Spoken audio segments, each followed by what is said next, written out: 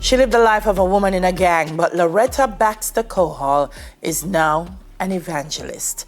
She accepted our invitation to speak on the life she's lived and what made her leave it behind. Morning. Good morning. Evangelist. Good morning. How you do? I'm doing good. Good to see you. Thank you. And good that you're able to be here to talk about this. Lorretta, how old were you when you joined a gang? How did that life start for you? I was 15. I was 15 years old. I didn't have a mother around me at the time, no father, no one that I could really look up to. So I was empty. I didn't know where to turn. My grandmother, take care of us, but she was so busy, trying to build a life for us. So she wasn't around us, me and my sister. So I take the street for it. And, go around people who show me their care, and I would stick to them. They would stick to me. They would, counsel me. You understand? When you're out there and the gangs out there see an opportunity that they could grab you, they would counsel you, they would minister to you, they would teach you. And that's exactly what happened. Ending up right there to get involved. So this was family, and that's why I said right, family, right, to you, family, right, family. Yeah. They were so close. They show me love, and that's what I was looking for all along. My mother wasn't there, my mother leave my sister in her house by herself at the time, and then we have to care for ourselves. So that love, we don't feel that love by anyone. People would look at us, people would look down on us, people see us like a nobody, like a rejected one. So being around person who show love, even if they didn't mean it, but they are showing it. So I just gravitate to that. Isn't that usually how the recruitment goes, though? They look for somebody who is lost or wants more, and they see it's not even that you were recruited, but you gravitated. Exactly. Because you got something from them that you weren't getting for yourself. Right. And so at 15, here you are in this gang. Right. What was that like? What kind of roles did you have to play? Okay, I was involved with the leader of that gang. I would stand by him to watch his back, because even though we're in a gang, sometimes we don't trust everyone in that gang. Oh, yes. You understand? Because when a person is afraid of you, they will try to take you out. No honor among thieves. So I would be one of that person to watch his back, either one that he trusts or even to hold the gun for him, to keep the gun, because it wouldn't allow some of the gang members to hold that gun. So I would be the one to watch his back, to counsel him. So I become a counselor also, to counsel him, tell him to watch his back from even these men, because we see how they move. We understand that when a person wants power, they will do anything for that. They will take down their very own.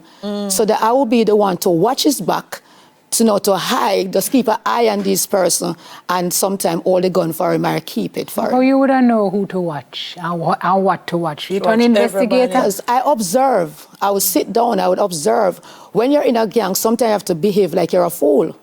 You don't understand what's going on. You understand? So I would sit down, I would observe, and I would watch. You ever hear they say, "Oh, I move shaky"? So I will sit down and watch who is moving shaky. I will watch their eyes, the features on their face, because sometimes you will catch off guard, You will catch off guard when you're just looking at a person, you just look at the person with a stern look, something is behind that look. So that's my role. And they wouldn't, and because you're almost invisible, which is what Diana said, you're there, but you're not there. So they're not on guard when you're around. How many other female members were there? One more other. One more other female. And how big was the gang? About 8 of us. Okay, okay. Differently from the 2 females. Yeah. Right. Yeah. And how long was this a part of your life? About 3 years, because I moved from that gang and go to other bad man. Because when these gang members, some died, some run away, some go to prison. So I love the gun so much, so I just couldn't just stay away from the gun. I have the gun and I play with the gun. I would hold the gun on my sister, playing with her, just hold the gun on her, playing with the gun. So I get to love the Glock, the 9, they get to love it, to fire it, to hold it in my hand, looking at it, cherish it. Made you feel powerful. Make of power, with authority. Love it, love the gun so much. So when this gang dismantle, I just move on to another gunman. When that gunman failed, I just move on to some top policemen. Police just wear a uniform, but they're outlaw policemen, and because they have a gun. So I gravitate to that gun so much, I don't know how to live without it. I don't know how to move on without it.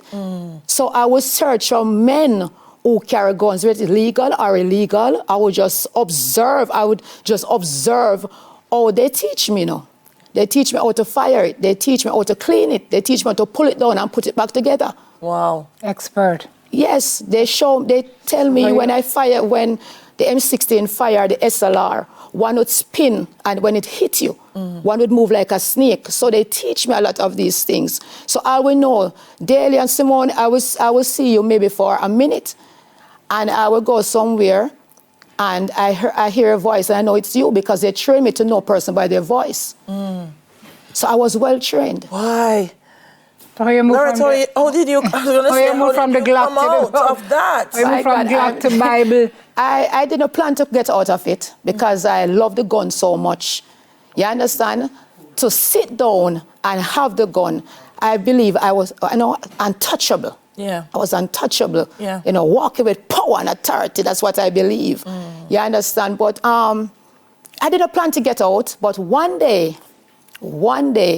there's a young lady in my community said they're going to invite me to this church. But because I have hitchy ears at the time, I believe it's a Obia church. Because we used to live at those places to hear what's going on. Because when you're in a gang, you try to find solution from this place. You want to know what's going on. You want to know when police is coming. Because we never used to fear police, because one police is not going to come for us. We used to fear bad man. Because one man will take a bicycle and ride and come take you out. You understand? So even before that, shootout, highway car chase, police hunting us down. I remember one day, they said, don't come in that community because police locked down all of that community waiting at the car that was in. And I remember someone said to me, I'm going to invite you to church. I'm never interested to know God. I don't want to know him. I'm not interested to know him. I don't want to know who him is, or he operates, nothing at all. God wasn't on my mind at the time. So when I went to the church and I sit down, and there comes Apostle Dr. Nicole Masters. And she was there preaching.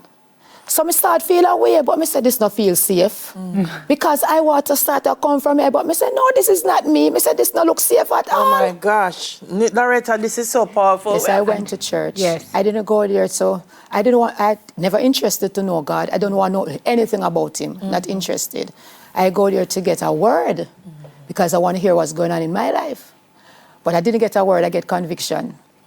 And I was, Apostle Dr. Nicole Master preaching, and I started to feel away. I said, what is this? Because this is not me to start cry. I don't cry, me bawl, me holler. And I was there crying, and I started to repent it because I was so deep in sin. I don't believe repent one time, God would hear me. Wow. I would repeat over and over my sins. And then, would come and say, God say, forgive you. I start bawl. I start Allah. Because I just go for hear what is going on and go back on my yard. I wasn't interested about God. And I'm telling you, this ministry of Dr. Apostle Masters changed my life. God have used her to change my life. God couldn't send anyone in my life to change me. How important is that, Lorretta? You're part of church now. How important was the church as an institution to not just change your life, but to keep you on this path? Mighty God. To get someone to baptize, that is one thing. But to keep that person, that's another thing. And I would sit down and I would see Apostle Dr. Nicole Master counsel people for hours. She would hunt me down. She would give me a shoulder to cry on, a listening ears. She will treat me. She will show me love. She will treat me like her own. Like, she's a spiritual mom. She will corner me in her little corner. She will talk to me. And there's so many others in the ministry. What I'm hearing is that you replace one family with the church family, and that the church family fill that gap for you. Exactly. You have a church going through something right now. May I give you the quick time for that? Yes. I'm telling you, We are going through a lot there, you know. They want to close the door of the Miracle of the Potters International, the House of Refuge. You know, they want to close that door.